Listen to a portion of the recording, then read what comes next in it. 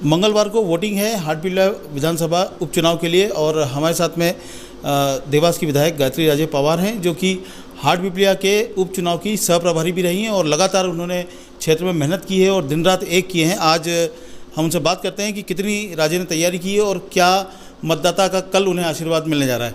राजे, आप लगातार लगी रही हैं और संगठन की तरफ से आप कंटिन्यूस वहाँ पे काम करते हैं। जी, आज चुनाव है और मैं मानती हूँ कि हर चुनाव हमें लड़ना ही होता है और तरीके से लड़ना है। हमने बहुत मेहनत की है, हर मतदाता तक पहुँचने की कोशिश की है।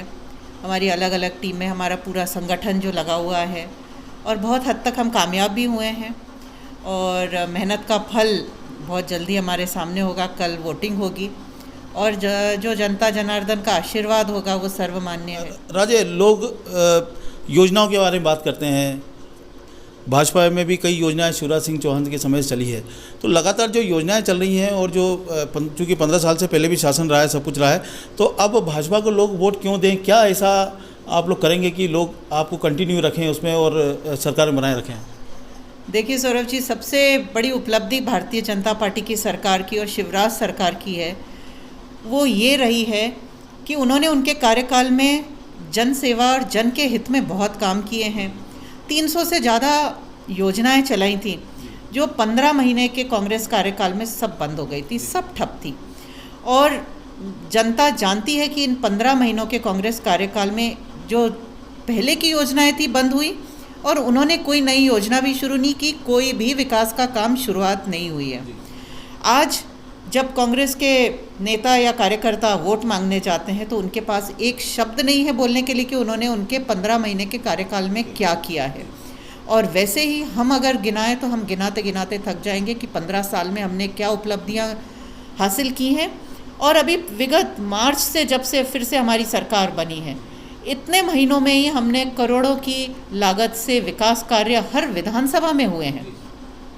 तो अगर हम हाटपिपल्या को देखें तो हम हाटपिपल्या में ही मार्च से इस नई कार्यकाल में जो शिवराज सिंह जी ने मनोज चौधरी के कहने पे काम किए हैं वो करोड़ों के हैं और उन कामों को देखकर ही जनता तय कर सकती है कि इतने अल्प समय में जो इतना अच्छा काम कर सकते हैं, जनहित का काम कर सकते हैं, उसी सरकार को वोट देना चाहिए।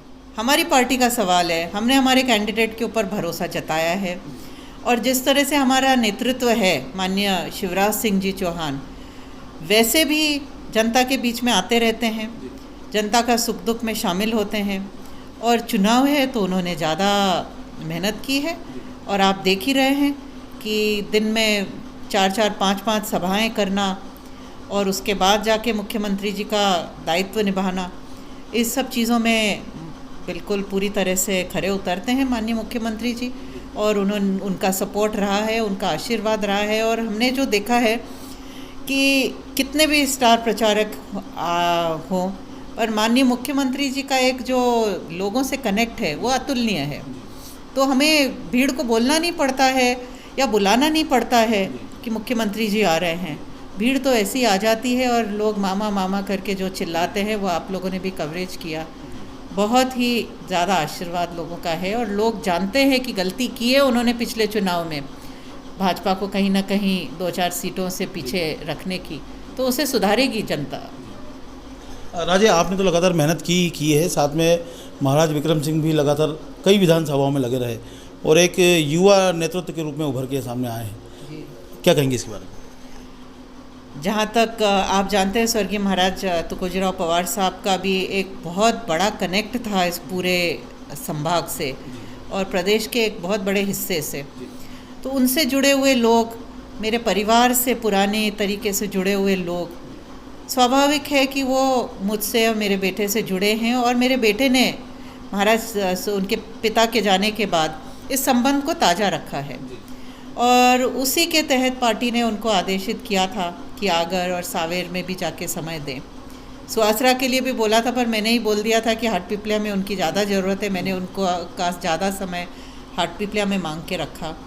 तो उन्होंने मेहनत की है और युवा हैं, ज़्यादा से ज़्यादा लोगों तक पहुँचेंगे तो उनका भी भविष्य उज्जवल होगा और पार्टी के लिए भी सेवा देने का संकल्प सुदृढ़ होगा उनका।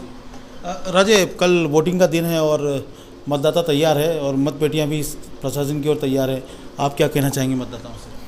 मैं मतदाता से यही अपील करूंगी कि लोगों को इस चीज़ की बात को परखना होगा कि उनके एक वोट में कितनी कीमत, कितनी शक्ति है, क्योंकि एक वोट से, एक सीट से हमने देखा है चुनाव हारे जाते हैं, जीते जाते हैं।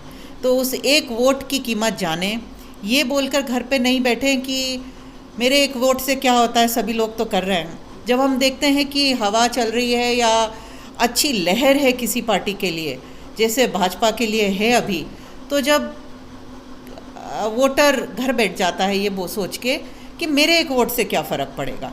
तो मैं मतदाताओं को बोलना चाहूँगी कि आपका एक वोट बहुत ही कीमती है, अमूल्य है। आप निकलें, अपने वोट का सदुपयोग करें और बेस्ट से बेस्ट उम्मीदवार को वोट करें।